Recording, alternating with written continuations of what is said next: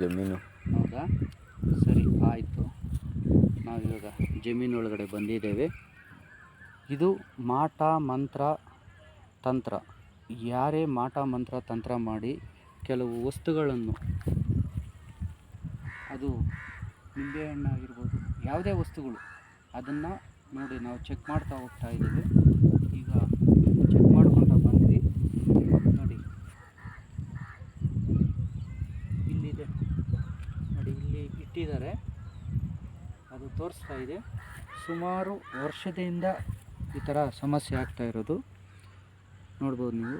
ಅಂದರೆ ಇದು ಬಂದು ಮಾಟ ಮಂತ್ರದ್ದು, ಮಾಟ ಮಂತ್ರ ತಂತ್ರ ಪ್ರಯೋಗ ಮಾಡಿ ಅವ್ರ ಹೆಸರಲ್ಲಿ, ನಿಮ್ಮ ಹೆಸರು ಮೋಹನ್ ಅಂತ ಹೇಳ್ಬೋದು ಸರ್. ಮೋಹನ್ ಅವರ ಹೆಸರಲ್ಲಿ ಮಾಟ ಮಂತ್ರ ಮಾಡಿ ಇವರು ಬೆಳೆ ಆಗಬಾರ್ದು, ಇಲ್ಲಿ ಹಣ ಸಂಪಾದನೆ ಮಾಡಬಾರ್ದು, ಅವರು ಜಮೀನು ಬರಡು ಭೂಮಿ ಆಗಬೇಕು ಅಂತೇಳಿ 1 ವರ್ಷದಿಂದ ಹಾಕಿದ್ದಾರೆ.